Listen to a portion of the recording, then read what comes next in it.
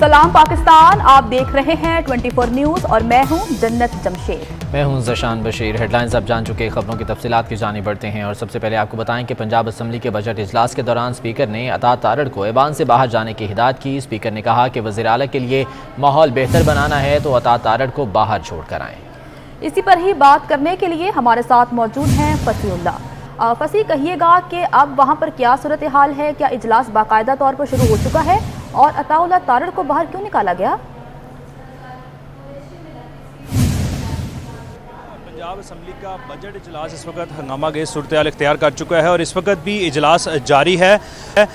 ताहम स्पीकर की जानिब से ये रूलिंग दी गई कि अताउल्लाह तारड़ जो कि इस वक्त रुकने को सूबाई असम्बली नहीं है तो उनको इस ऐवान में बैठने की इजाज़त नहीं होनी चाहिए, तो उनको वहाँ से बाहर निकाला जाए। इस हवाले से पहले देखने में आया कि जब 6 घंटे के बाद इजलास की कार्रवाई का बाकायदा आगाज़ हुआ तो मुख्तलिफ अपोजिशन के बेंचेस के जो अरकान असम्बली मौजूद थे उनकी जानिब से ये कहा गया कि हमसे जो वादे किए गए थे या जो यकीन दहानी करवाई गई थी कि इजलास में IG पंजाब भी मौजूद होंगे, चीफ सेक्रेटरी भी मौजूद होंगे और वज़ीर आला भी पंजाब में जो है इजलास में मौजूद होंगे और फिर वो अपने जो मुतालबात हैं वो सामने रखेंगे, जिसमें जो उनके खिलाफ मुकदमात किए गए थे उस पर बात करेंगे और दीगर जो मामला थे उस पर बात करेंगे। ताहम ये तीनों शख्सियात चूँकि इजलास में मौजूद नहीं है तो इजलास की कार्रवाई को रोका जाए, जिस पर स्पीकर की जानिब से जो है वो ये कहा गया और मलिक अहमद खान जो कि हुकूमती बेंच की जानिब से दिफा कर रहे थे उनको कहा गया कि वज़ीर आला पंजाब को भी इस इजलास में बुलाया जाए, IG पंजाब और चीफ सेक्रेटरी को भी बुलाया जाए। ताहम बाद अपोजिशन बेंचेस की जानिब से चौधरी ज़हीर की जानिब से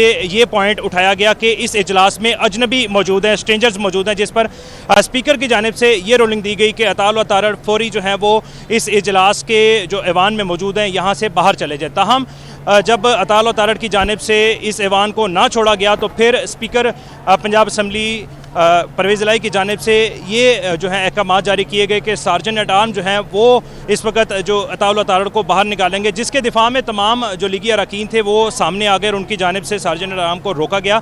ताहम बाद अज़ां जो है राना मशहूद अहमद खान मुस्लिम लीग नून के जो रहनुमा उनकी जानिब से जो है वो गुफ्तगू की गई स्पीकर पंजाब असम्बली चौधरी परवेज़ इलाही से और बाद अज़ां स्पीकर की जानिब से कहा गया कि 10 मिनट का वक्त जो है वो दिया जाता है, 10 मिनट के अंदर अंदर अताउल्लाह तारड़ जो कि मुंतखब रुकने सूबाई असम्बली नहीं है वो इस ऐवान को छोड़ जाएं। ठीक है, तो 10 मिनट का वक्त दिया गया है। बहुत शुक्रिया फसीउल्लाह अपडेट करने के लिए।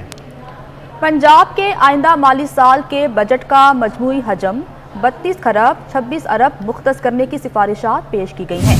तरक्याती बजट का हजम 685 अरब रुपए होगा। काबीना ने सरकारी मुलाजमीन की तनख्वाहों में 30% इजाफे और पेंशन में 15% इजाफे की मंजूरी दे दी है। मज़ीद जान लेते हैं, अली रामी हमारे साथ मौजूद हैं। अली रामी, बताइएगा क्या तफसीलात सामने आई हैं बजट की? जी बिल्कुल, काबीना ने तो आज पंजाब के मजमूई तौर पर 32 खरब 26 अरब का बजट जो है वो अप्रूव कर लिया और इसमें सरकारी मुलाजमीन की तनख्वाहों में बाकायदा 30% इजाफा किया और साथ ही 15% जो डिस्पैरिटी अलाउंस है वो अलग से मिलेगा और 15% जो कि फेडरल के बजट के मुताबिक पंजाब हुकूमत भी सरकारी मुलाजमीन की तनख्वाह में इजाफा करेगी। और दूसरी तरफ पेंशनर्स की पेंशन में 5% अलग से और 10% जो कि 1 अप्रैल से वज़ीर-ए-आज़म पाकिस्तान ने ऐलान किया तो उसके मुताबिक भी मंजूरी दे दी गई। अब इसमें नए माली साल में जो टैक्स वसूलियों का हदफ है उसका तखमीना 500 अरब रुपये मुख्तस करने की सिफारिशात वो की गई हैं। आइंदा नए माली साल के अपने बजट में जो प्रपोजल्स दी है रेवेन्यू के हवाले से उसमें 79 बिलियन का इजाफा किया है और ये इजाफी बोझ डाला है पंजाब की आवाम के ऊपर, क्योंकि PTI के दौरे हुकूमत में 50 अरब का टैक्स रिलीफ दिया गया था, वो टैक्स रिलीफ अब वापस लिया जा रहा है, जिसकी सिफारिशात जो है वो पंजाब असम्बली को बजट में जो है वो पेश की जाएंगी। अब दूसरी तरफ पंजाब हुकूमत ने अपने आइंदा माली साल के तरक्याती बजट का हुजम जो है वो 685 अरब मुख्तस करने की सिफारिशात की है और इसके लिए मजमूई तौर पर पंजाब का हुजम जो है वो 32 खरब 26 अरब है, जिसमें नॉन डेवलपमेंट के अखराजात 25 खरब है और इसमें डिविजिबल पूल के तहत वफाक से पंजाब हुकूमत को 20 खरब का तखमीना जो है वो लगाया गया। हुकूमती अरकान असम्बली के लिए भी बजट जो है वो एलोकेट होगा और इसके लिए 119 अरब रुपए का तखमीना है कि उनके हुकूमती अरकान असम्बली और इत्तेहादियों के हल्कों में ये बजट जो है वो इस्तेमाल किया। बहुत शुक्रिया तफसीलात के लिए। और खैबर पख्तूनख्वा का 1332 अरब रुपये का बजट पेश कर दिया गया है। सरकारी मुलाजमीन की तनख्वाहों में 16% और पेंशन में 15% इजाफा किया गया है। जिगर की पेवंदकारी समेत 5 बीमारियों का इलाज सेहत कार्ड में शामिल किया गया है। सरकारी मुलाजमीन को OPD की सहूलत मिलेगी। खैबर पख्तूनख्वा हुकूमत ने बजट पेश कर दिया है। सरकारी मुलाजमीन की तनख्वाहों में 16% इजाफे का ऐलान किया गया है। पेंशन में 15% इजाफा किया गया है। सूबाई बजट पर 24 न्यूज़ से गुफ्तगू करते हुए नून लीग के रहनुमा इख्तियार वली खान ने कहा कि बजट के अहदाफ झूठ पर मबनी हैं। गुज़श्ता बजट में पाकिस्तान तहरीक इंसाफ की हुकूमत ने रकम को अपनी सोशल मीडिया टीम पर इस्तेमाल किया। उनका मजीद क्या कहना था, आइए जानते हैं। पख्तूनख्वा में आज जो बजट पेश किया गया है, तो हमारा वजीर खजाना साहब से हाउस में यही से सवाल था कि आप अपना जो पिछला बजट है जरा उसके अहदाफ बताएं और उसमें आपने कितने टारगेट अचीव किए हैं उसका जरा प्रोग्रेस बताएं। हमारे से तो ये यहाँ पे सूबाई असम्बली में बजट पास करा लेते हैं, पैसे ले लेते हैं, लेकिन तहरीक इंसाफ की हुकूमत फिर उसमें से 2.5 अरब रुपए निकाल के ले गई है। इन्होंने सोशल मीडिया, जो PTI की सोशल मीडिया है, उन पे लगाने के लिए और पब्लिसिटी के लिए इस्तेमाल किए। उसके बाद हमने देखा कि 2.5 का एक घपला निकला नौशेरवान बरकी का, जो इमरान खान का कजन है, लेडी रीडिंग हॉस्पिटल में, वहां से घपला निकला। फिर इसी तरह अरबों रुपए का शेरपाव अस्पताल से अरबों रुपए का घपला निकला। तो इनकी चोरी चकारियां बढ़ रही हैं और इनके जो फ्रॉड हैं, जो करप्शन के स्कैंडल हैं, वो दिन ब दिन बढ़ते जा रहे हैं। कोई एक टारगेट ये एक बता दे जो इन्होंने अचीव किया हो। सारा करप्शन का बाजार गर्म है। खैबर पख्तूनख्वा लुट गया, पिट गया। और कौमी असम्बली में अपोजिशन लीडर राजा रियाज ने बजट बहस पर आगाज़ करते हुए कहा कि हमें तकरीरों की बजाय अमली इकदाम की तरफ बढ़ना होगा। छोटे कारोबार के फरोग के लिए मेरिट पर कर्ज देना होंगे। सनती तरक्की और स्मगलिंग साथ नहीं चल सकती। साबिक सदर आसिफ अली जरदारी की लाहौर में चौधरी सालिक हुसैन की रिहाइश का आमद हुई। चौधरी शुजात हुसैन, चौधरी शाफे हुसैन और चौधरी सालिक हुसैन ने साबिक सदर का इस्तकबाल किया। आसिफ जरदारी का कहना था कि काफ लीग के दोनों विफाकी वज़रा हमारी हुकूमत का अहम हिस्सा हैं। काफ लीग के सदर चौधरी शुजात सियासत का असासा हैं। चौधरी शुजात हुसैन ने कहा कि काफ लीग कौमी हुकूमत के साथ हाथ में हाथ डालकर खड़ी है। काफ लीग अपना वादा निभा रही है और निभाती रहेगी।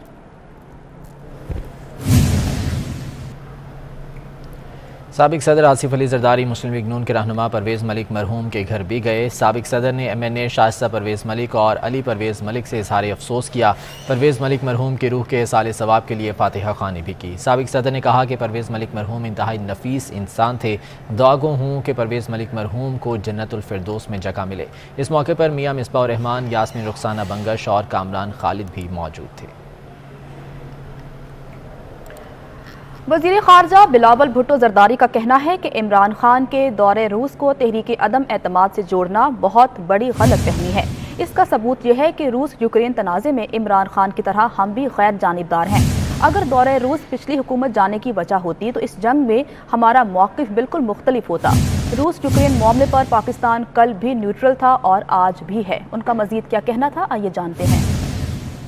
मैं समझता कि ये बिल्कुल एक गलतफहमी होगा अगर हम समझते हैं कि उससे हमारा अदम एतमाद से क्या ताल्लुक है। और उससे सबसे बड़ा सबूत ये बात है कि पाकिस्तान का जो मौक़िफ़ है, पाकिस्तान का जो न्यूट्रल पोजीशन है इस जंग के हवाले से, वो पिछले हुकूमत का पोजीशन था और जैसे आपने देखा वो हमारा भी पोजीशन है।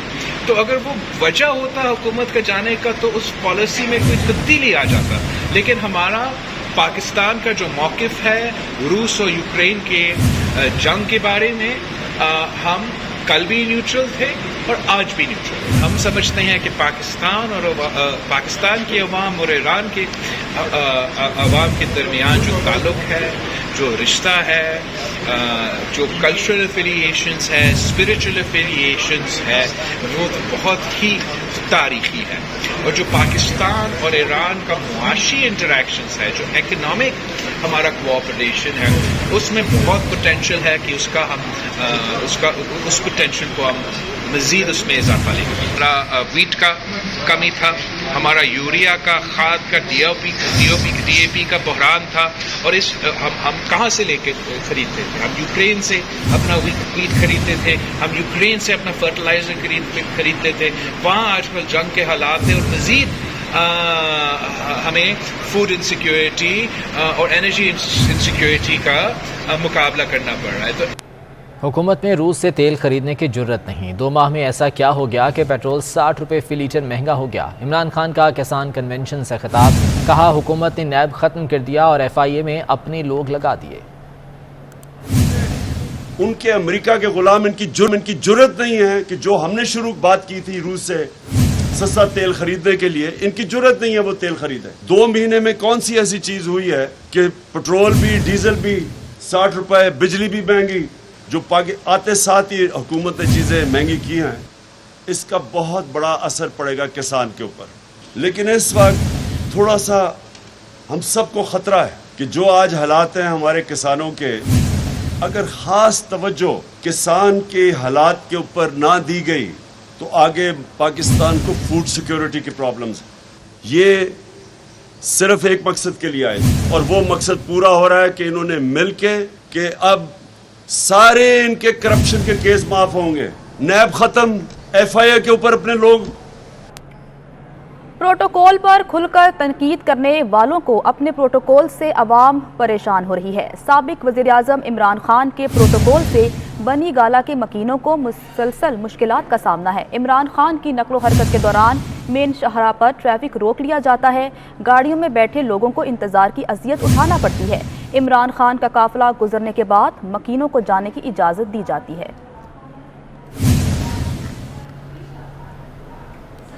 सवात के सयाहती इलाके मरगजार के पहाड़ी सिलसिले में लगी आग पर तीसरे रोज़ भी काबू नहीं पाया जा सका। रेस्क्यू एहलकार आग बुझाने की सरतोड़ कोशिशें कर रहे हैं। आग के फैलाव से जंगलात और जंगली हयात को बड़े पैमाने पर नुकसान पहुंचा है। दर्जनों कीमती दरख्त और कई परिंदे जल गए। शांगला के जंगलात में भी आतिशज़दगी 2 मकामात पर रेस्क्यू ऑपरेशन जारी है। पुलिस ने मुतादिद अफराद के खिलाफ मुकदमात भी दर्ज कर लिए हैं। वज़ीर ख़जाना मिफ्ता इस्माइल का कहना है कि महंगाई का तोड़ नहीं है। अगर दुनिया में तेल महंगा होता है तो इसका कोई हल नहीं है। गैस का नुकसान 1500 अरब रुपए हो चुका है। अगर पेट्रोल और बिजली की कीमत नहीं बढ़ाते तो तबाही होती। अगर IMF मुआहदा नहीं करता तो हम डिफ़ॉल्ट कर जाएंगे। उनका मजीद क्या कहना था, आपको दिखाते हैं। बिजली की आज कितनी कीमत बढ़ेगी? मेरे ख्याल से डिफर की है, आपने एक चीज डिफर करी है, अप्रूव करती मैं अप्रूव कर सात इकानवे। इसका ये मतलब नहीं कि हम 7 इकानवे एक साथ बढ़ा देंगे, लेकिन 7 इकानवे अगर किया तो अप्रूव किया करने के, फिर वो काबिना में जाएगा और बढ़ेगा टुकड़ा एक साथ। अंदाज़ा पेट्रोल से कितना महंगा हो, किधर तक जाएगा ये पता नहीं है, लेकिन इतना बता सकता हूँ कि पेट्रोल में रुक जाता है, 23 रुपये नुकसान हो। फैटिव से क्या एक्सपेक्ट कर रहे हैं सर? 19 रुपये सर फैटिव का इजलास हो रहा है, क्या एक्सपेक्ट कर रहे हैं? महंगाई का तोड़ नहीं है। अगर दुनिया में तेल महंगा होता है तो इसका कोई हल नहीं है। गैस का नुकसान 1500 अरब रुपए हो चुका है। अगर पेट्रोल और बिजली की कीमत नहीं बढ़ाते तो तबाही होती। मजहब के रूहानी पेशवा गुरु अर्जुन सिंह की बरसी के मौके पर भारतीय सिख यात्रियों की बड़ी तादाद गुरुद्वारा डेरा साहब पहुंच गई। एक यात्री की 75 साल बाद अपने बिछड़े भाई से मुलाकात हो गई। ये रिपोर्ट देखिए। हर साल सिख यात्रियों की बड़ी तादाद अपने मुकद्दस मुकामात के दर्शन करने आती है। सिख यात्रियों का पाकिस्तान में भरपूर इस्तकबाल किया जाता है। इस साल भी सिख यात्रियों का बड़ा जत्था, जिसमें मर्द और खवातीन की बड़ी तादाद शामिल है, गुरुद्वारा डेरा साहिब पहुंचा। यात्रियों ने हुकूमत पाकिस्तान की जानिब से बेहतरीन इंतजामात पर सराहा।